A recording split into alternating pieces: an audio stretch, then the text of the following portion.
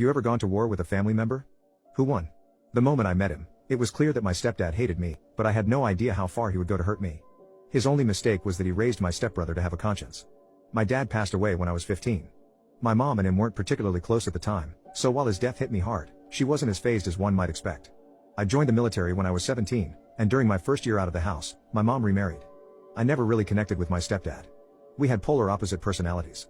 He often made snide remarks, telling me to man up whenever I was upset about any inconvenience. This led to many arguments between us, but I never would have imagined how far he would take it. 5 years after my mom and stepdad offered to let me move in, I was medically discharged from the military. I told them it would be temporary, just until I got on my feet and found a job, and even offered to pay rent, which they declined. However, about 3 days into my stay, my stepdad, when alone with me, asked what he thought fair rent would be. I was confused, but it was his house, so we came to an agreement. I kept this from my mom, assuming he did not want her to know, as he never mentioned it around her. He had a son from a previous marriage. Like his father, I didn't share many interests with him either, but we got along fine, and he was a good guy. They paid for his schooling, his car, and his living arrangements through college and beyond. I didn't need the help, but it felt unfair that he received all this assistance, and I was immediately asked for rent. I moved out after 3 months, and not long after, I met a girl with whom I fell deeply in love. We began dating, and this was my first relationship. I was overjoyed the entire time, as if caught in a constant early relationship haze. Introducing her to my family made me nervous. My mom and I were very close, and I feared she might judge my girlfriend harshly. These fears proved to be unwarranted. They got along incredibly well. My girlfriend, who didn't really have a family, was warmly welcomed by my mom and stepdad. They became like her second parents.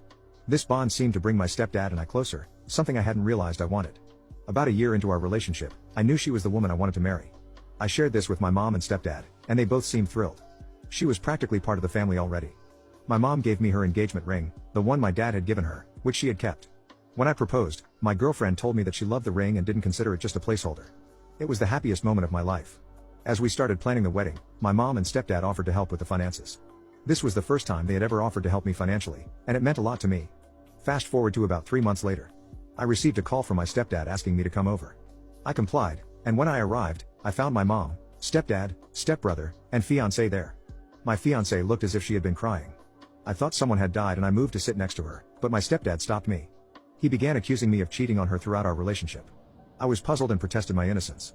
Apparently, a woman had contacted my fiancé claiming that we had been sleeping together for over a year. This woman claimed to have evidence of our alleged conversations and knew personal details about me that a stranger wouldn't.